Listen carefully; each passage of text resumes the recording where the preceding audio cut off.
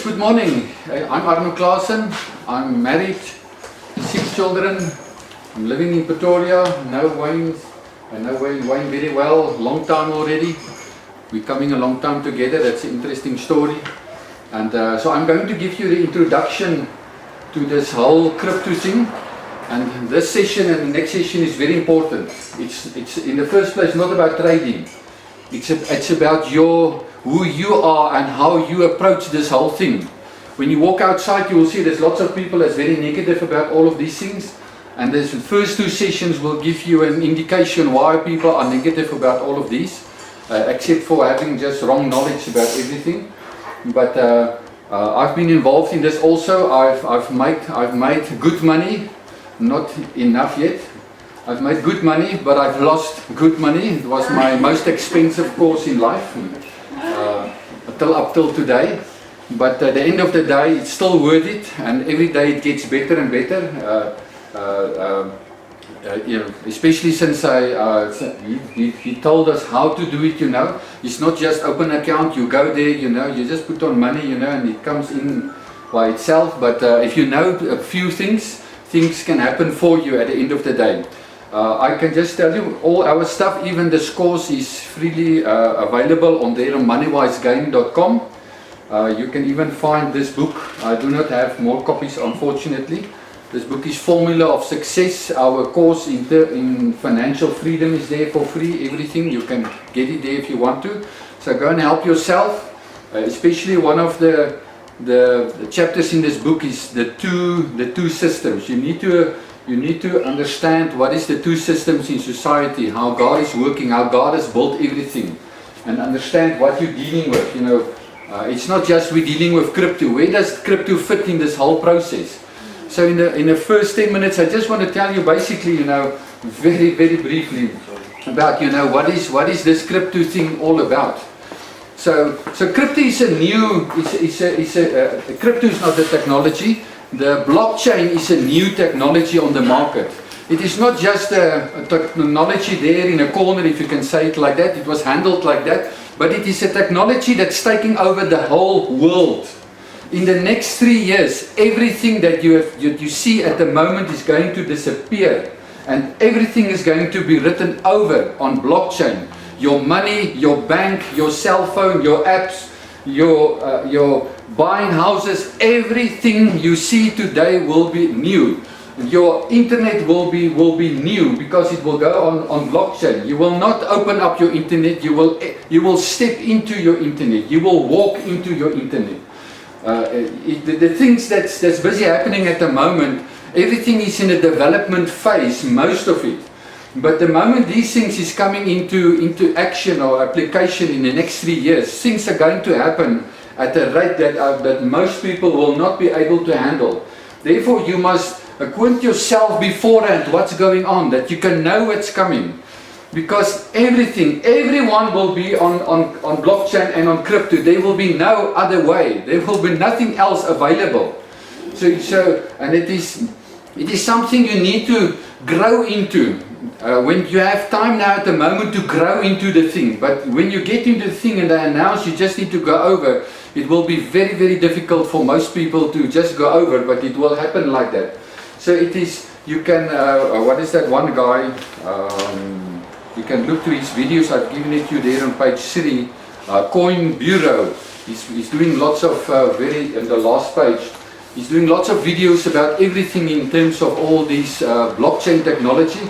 So in essence, the technology is very easy. We're living in an era where there is a trust gap.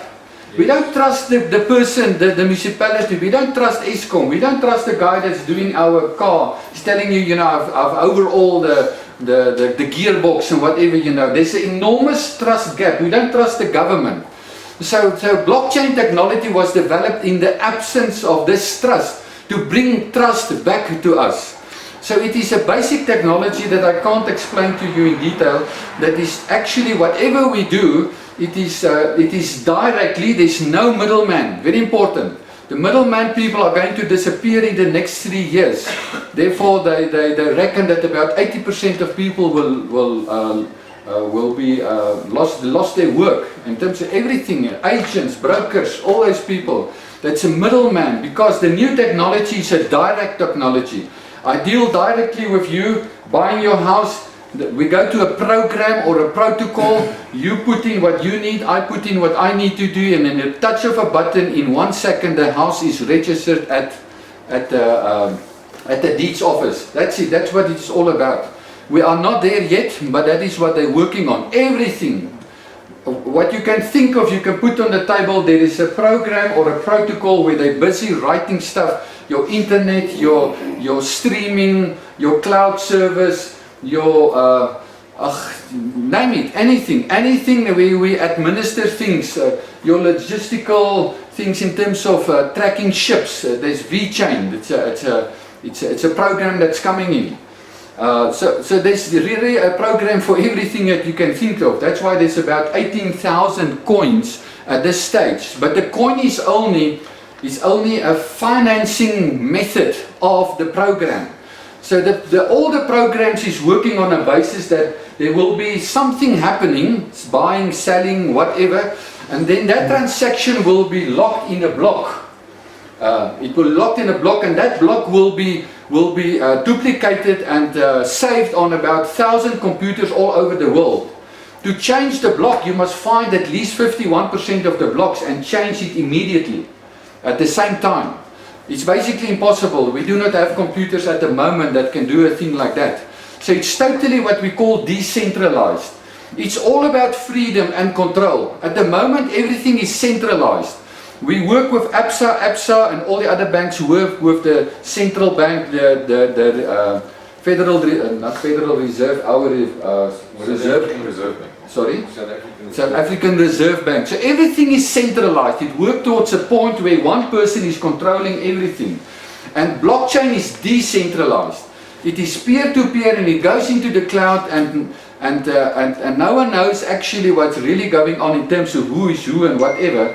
And at the end of the day, it is to make sure that one person cannot track you and change it. So if a thing like Arweave, if you've stored your stuff there, say you write a book and you store it on Arweave, it is now forever. It's there. It's stored forever, as long as the world will be existed. No one can change it. Nowadays we rewrite history. But when you wrote a book and it's there, no one can rewrite it because it will be there. No one can erase it because it is all over the world in thousands of computers. The moment someone touches one of those blocks and try to change it, the whole system will eradicate that block and just make another one in another computer in the world. So that is, we're coming in like Facebook. You've seen all these centers, these these warehouses, all these computers and stuff. That's centralized. We go to decentralized. It's no longer warehouses full of computers. It's computers all over the world. So that is basically, well, that is so basically as what you can say. But go and listen to how it's working. It is a language of its own. The technology behind it. It's words that you will not recognize because it's a whole new technology. The interesting thing is that in the world at the moment, there's a scarcity of jobs, but in the blockchain world, there is an enormous amount of jobs available with enormous amounts of salaries, and the government is even making at the moment laws to prevent the IT people to go to the blockchain world because they get salaries there that you can't believe it. It's a world where of a growth of 400% a year. So the people are flocking there, and there's not enough people because it's an exploding technology and everything is heading there. And people say, why am I sitting here? Let's go there. You get tokens, you get a salary, you get, they're talking billions there. It's no longer even millions, it's billions. And that's happening at the end of the day. So it's filling the trust gap. It's all about getting back our freedom. And that no one can sort of, always control me in what I do and what I say and whatever. You get already, what is it, a Facebook on blockchain, so that no one can say, we don't like this vaccine thing, and then we regulate it or take it off. So So all these programs or protocols, it's all about, it all started as, you know, I want to pay you for your car. So now I can pay you. I had to pay someone in Greece a few months ago. I mean, it took me a whole week to get that transaction through the bank. Very expensive. I had to fill in 12 forms. You had to declare everything to get the money in Greece. If those people just could have given me a Bitcoin number, what is it, account number, it would be about maximum 10 minutes and the money would have been there. 100% safe. In the last 12 years, there was no fraudulent transaction on Bitcoin. No, not one. 7% of our daily bank transactions are fraudulent. 7%. But why are people not, you know, why are they now against this whole thing? They're against it because they can't control it. That's why against it. They want to control it for their purpose and to make them rich. But at the end of the day, Bitcoin is very, very resilient. It's at the moment the only coin of the 18,000 that is 100% decentralized. Bitcoin took a heavy knock last year from May, 15 May. It took a knock for 6 months. They said that if the stock market would have taken a knock like that, it would be eradicated. And Bitcoin just fall 50% and it just came out again because it stays on the whole thing of what demand and supply and demand. That's it. No one can get into the program, no one can change it, it is locked. There's no back door in the whole thing. That's why it's so safe. That's why companies is now flocking to Bitcoin at the moment. Because it's a safe haven against everything and people stealing your money. You know, at the moment we don't have bailouts anymore because the governments do not have any money any longer. But this week the IMF has regulated and make it law that banks all over the world can bail in. Now bail in means that if they need money, they take money out of your account. It's now legal that any bank around the world can take money from your account, whatever they need. Now they will not take everything, if, you know, they will close the bank, but it's now legal. They can take your money. That's what everything is all about. It's paying each other. I mean, in coins like say XRP or these, you know, it's like a second in the transaction is through. But then everything developing, you know, I don't want only buy your car. I don't only want to pay you the money. Can we not make the history of the car and the papers and the registration part of the transaction? Now we call it a smart contract. It's not only a payment. It is also all the detail of the car, the history and everything. Now it becomes a contract. They call it a smart contract. Now the payment goes with the contract. Now, and that's the further development. The Bitcoin is only a payment, but Ethereum came as a payment, but it developed onto a smart contract. You can put contracts in it. You can develop the rest of the deal can be part of it. It doesn't need only to be the money. So it developed onto that at the end of the day. Later on, you get that coin like Cardano has developed a program where the 5 million people in is it Ethiopia, I think, where they all register on, they work through this Cardano program as students. Then their registration as a student, their books, their food, their exams, their degrees, everything works through this program. It becomes the life and the everything of your student life.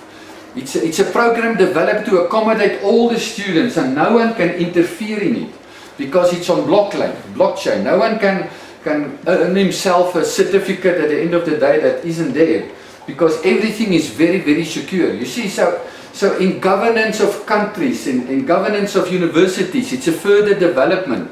We get blockchain get a use. Then furthermore, we do all admin. We going towards the place where we're going to do all the internet on blockchain. You're going to write your own internet. That's what's going to happen. It's no longer Google. You write your own thing. And then at the end of the day, you get like things like, you've heard about it, NFTs. You know, I can take a picture like that and I can make it a photo and I can sell it. A guy went first and he made He took a photo of 13,000 days of his life and he just put it together. And he sold it for $60 million. It was resold a few months after that for $120 million. In the old days we had these Pac-Man thingies, you know. One of those thingies is they're selling for millions. They're selling their art for millions of dollars. It's out of hand at the moment. So now you can sell your song, you can sell your photo, you can sell anything as a picture, and the guy that buys it is got the only one that's got the key to that thing, and to see it and to look at it. Now what's glorious about that, I don't know, but you know, at the moment it's glorious. But then we're going to another thing that's, I don't think it's so good. We're going into, blockchain is leading us to the metaverse. You've heard that Facebook is going into meta. You know, previously in history, we came together, we sit here, we had a meeting. Then COVID came. Now we had a meeting, but we're on Zoom. We see each other, but we're not present. Now we've got NFTs. You buy yourself an NFT of an ape, and then you attend a meeting, and there is already 3 metaverses created that is exact replicas of this world. You can go into that world, you can walk there, and it is like this. It's more real than the current world. The pixel quality of that world is better than this world. If you don't know, you see the world through the goggles, you would thought you are in the real world. Now you can start to buy businesses in that world. Now you can start to buy yourself the cappuccinos there in Waverley. It's now your cappuccinos. You buy yourself the mall in Waverley. You buy property in the metaverse. Now that becomes scary. And now we have meetings. And we attend like in Zoom, but we literally enter cappuccinos in Waverley, but I enter as this different thing. I can clothe myself differently, I can change my face, and then we sit together and we have meeting, but you don't know who's the guy that's sitting there. That's scary, man. Everything becomes anonymous. That's it. And everything that's good, there's also something that's not so good. And that is what metaverse means. It is the same world, but it is in the cloud. And you can start doing business in the cloud. You can buy yourself a shop in the cloud. I mean, Nike has bought himself a shop in the cloud. You can go and visit a shop in the cloud. You can buy in the cloud, in their metaverse shop. I mean, it's stuff that's it's a bit scary, but I just mention it to you. You see, the thing that's happening at the moment is that previously in our lives we had like one paradigm shift per generation. Now we're coming to a place of already 4 paradigms per generation. We're moving to 10, 20 paradigms like per 4, per 5, 10 years. It's like happening like that. Everything just changed overnight. And it becomes very difficult to stay ahead of what's happening. And it is all because of the blockchain technology. Now at the end of the day, I believe this will be the technology that the Antichrist will use to control all of us, because it is the real good technology. But it's not at the fault of the technology. Technology is very good. It is how you use it. Do you serve people, or do you again take people's freedom away? Because you can write the blockchain technology with open doors. And that is again totally centralized. All the countries in the world is going now for a CBDC. A CBDC is a central bank digital coin. That means the rand will not become digital, it's already digital. It will become a rand on the blockchain. The problem with that is that then the government will not only control every rand of yours, they will control also where you spend it. Because if they decide you only spend 3,000 rand, or they say, you know, we don't like ShopRite, then they just push a button and no card will work at ShopRite. They will close down businesses as they want. There will be no system around it. That's where we go at the moment in terms of controlling buying and selling. A CBDC is a controlled 100% blockchain technology rand or yuan or US. And that will be in around 3 to 5 years. It will be fully around the world. It's already in China, but not in the whole of China at the moment. Okay, so we got all these programs like Bitcoin. It's the program. The coin is BTC. Now the coin is only the the coin was used to sort of major transactions, but later on now it becomes a coin to finance the program. You know, previously we open up a Coke, we build the factories and people say, you've got something, let's invest in you. But now a person comes and he says, I'm going to build a program for Binnelandse Sake, you know. But it's not built, so who's going to invest in it? So I'm selling you coins of this protocol, this program, and like 20 cents, you know. Then I build it, and then it becomes very, very popular, you know, and it starts to raise, to go up from 20 cents, $1, $2, $3, and you make a lot of money. Last year, the coin Luna went from $1 to $100 in 1 year. That's 100x. It's not 100%, it's 100x. For every $1 you had there, you could make in 1 year $100. It was available for everyone to do it. It is the most potent coin at the moment in the market is Luna. It's very strong. I'm not going into it why it's strong, but I'm just telling you this is the name of the project is Terra Luna, but the coin is Luna. So you buy coins.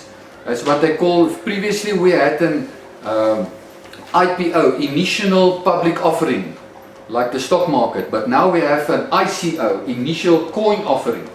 So I buy a coin when there's no project or the project is still in development, believing that when I believe in the project, something good will happen and then the coin will move.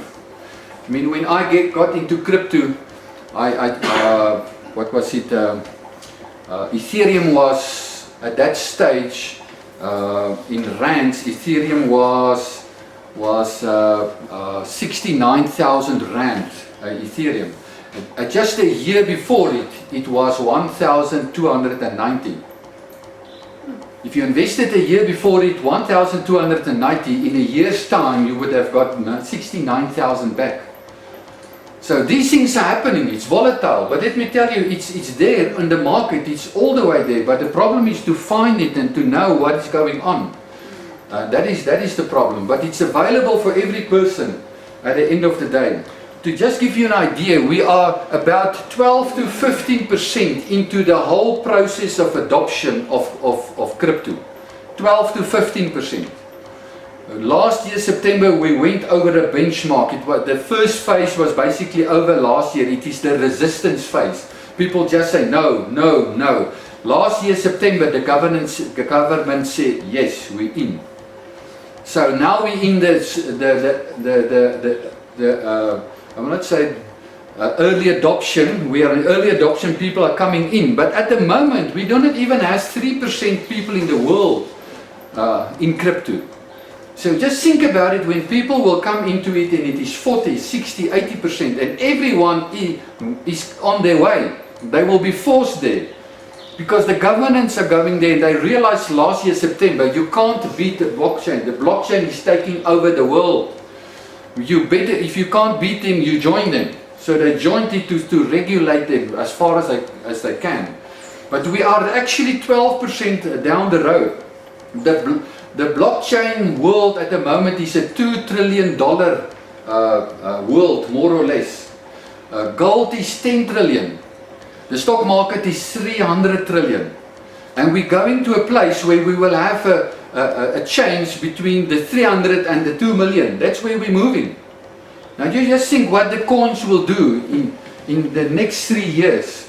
You will see an absolute explosion in terms of value of coins, because the more people come in, the more the algorithm will raise the price of the coin, and more, it will rise and rise depending on what program it is and whoever use it and how it's being used. Okay, so that's just giving you an idea, but the point is we're all going there. There's just no question about it. So you will do yourself good to study it and educate yourself about it, because it's not an option. It's going to force itself upon you, and you're going to sink behind it, or you're going to master it. Because never in my life, it was so difficult economically to live.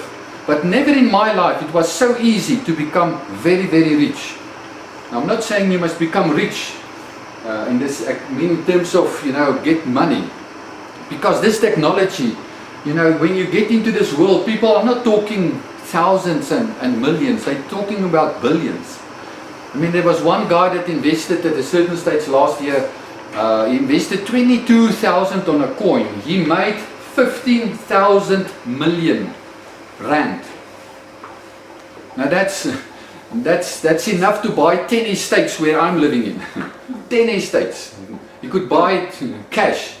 And that's the amount of money. I mean, I invested at a certain stage 17,000 rand. And I just forgot about it, and then things start to happen, and when I open up my eyes, you know, they tell me, listen, the money is coming and things are happening.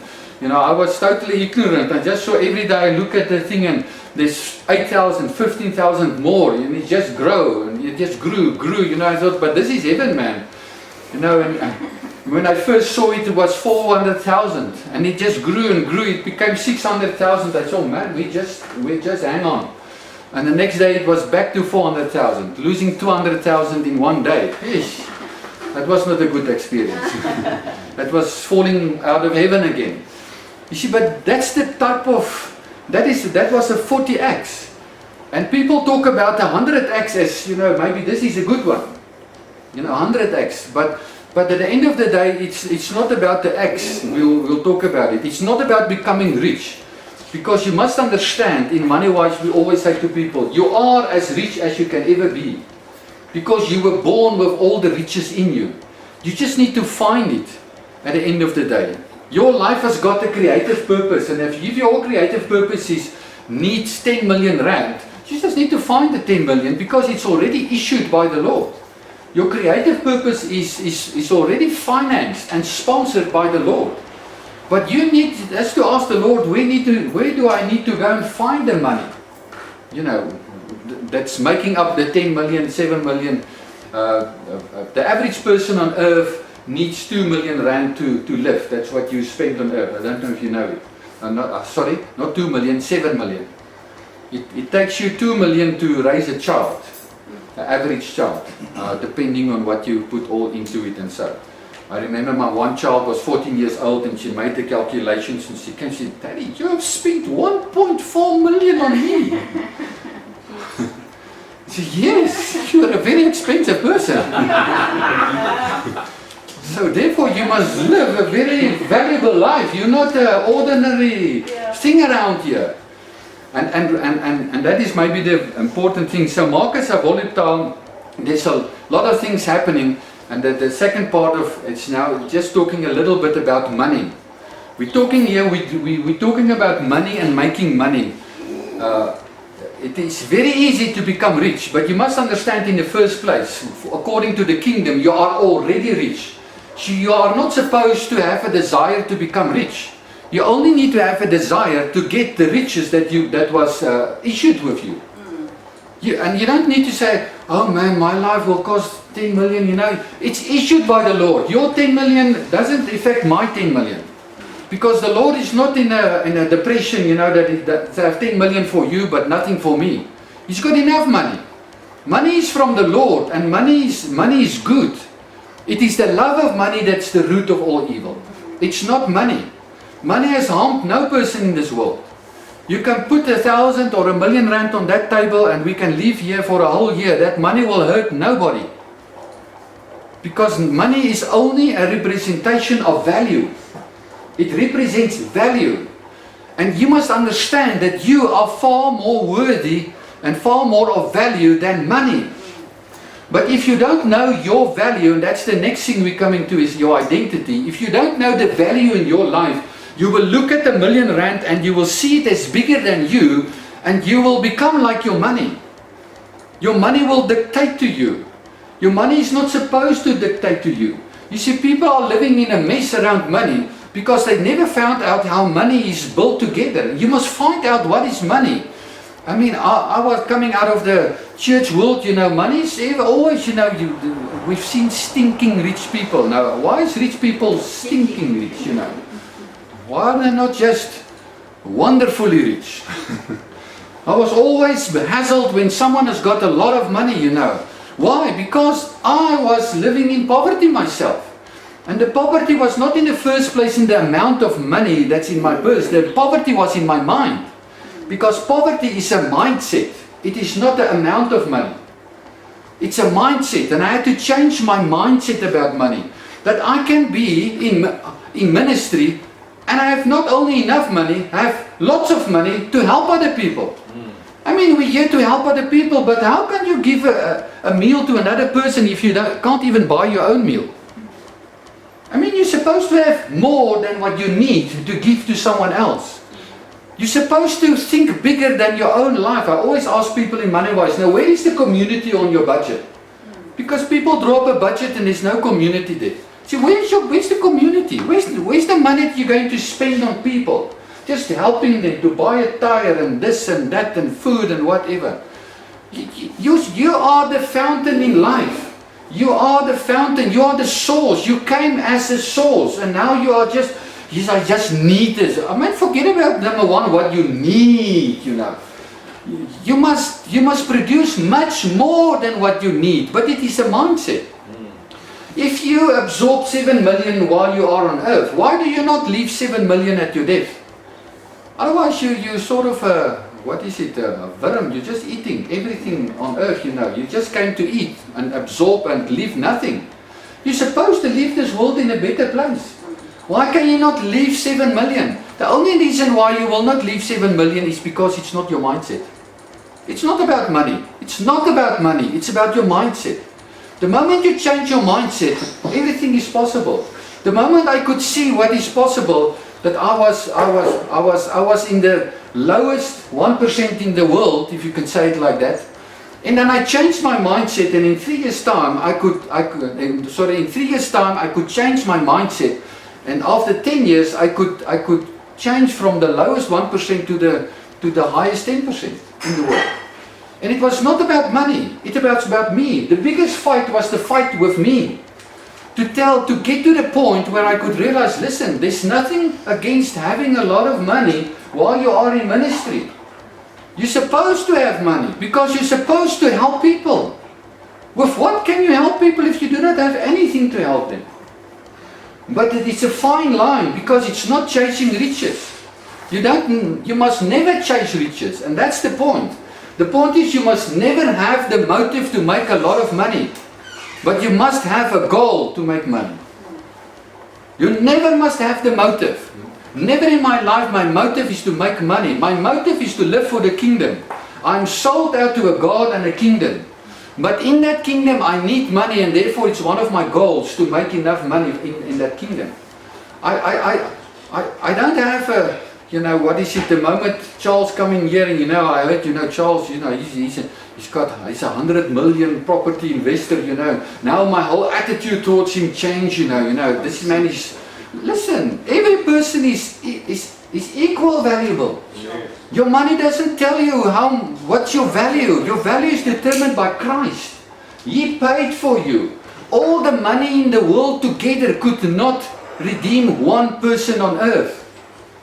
Therefore, money is the least in the kingdom of God. The least, says Luke 16. But if you do not conquer the least, the Bible says that you will not get the deeper things. And that's the biggest problem in men's lives, is that they never conquer money. You need to conquer, if you want to conquer life, you need to conquer money and you need to conquer relationships. Because that's the 2 tracks in life. You must conquer it. Every person that I have seen in my life personally, man that I have helped or whatever, that I've seen have conquered money, have conquered their marriage, their career, their ministry, everything. But every person that I've seen since the last 30 years that have not conquered money are still at the same place where I found them 30 years ago. Because if you can't conquer money, you will not be able to handle the deeper things in the kingdom. But the point is, it's not difficult. It's just that no one tells you. And that's why the MoneyWise course is there. And the biggest part of the whole course is that you must come to a point where you change your thinking about yourself. Your thinking of why you're here. You're here for a kingdom. Jesus didn't come to earth to give us a church and a religion. He came to give us a kingdom. We are part of a kingdom.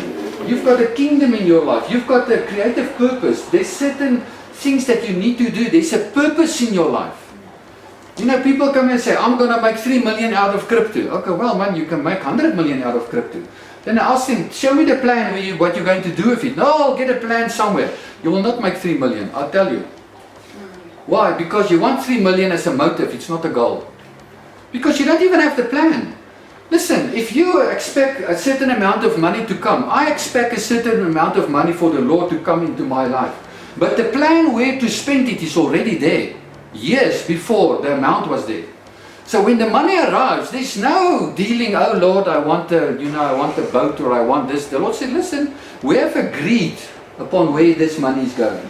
And if I can't trust you that your character stays to the plan, I will not give you the money. I will take it away. So there needs to be a plan. There needs to be a purpose. What do you want to do with all of these? I mean, the Lord is not worried about 1 million, 10 million, 100 million. The number is not impressing Him. The only thing that's impressing Him is you. Is what is your growth? What is your character? What is your integrity? What are you living for? Because He's not in a depression. He can give every person any amount of money. The problem is that we are not trustworthy and faithful with God's money.